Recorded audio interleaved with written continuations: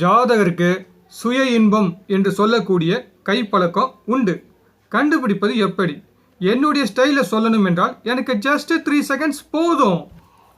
11ஆம் அதிபதி நீர் ராசியில் இருக்கணும். அடுத்து சுக்கிரன் பாதிக்கப்படணும்.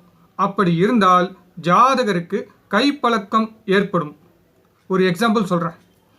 11ஆம் அதிபதி செவ்வாய் நீர் ராசி, காமத்திரிகோண ராசியில் இருக்கும் சுக்கிரனுக்கு ராகு மாந்தி காலப்புருஷனுக்கு 3ஆம் அதிபதியும் லக்னத்துக்கு 3ஆம் அதிபதியும் தொடர்பு உண்டு.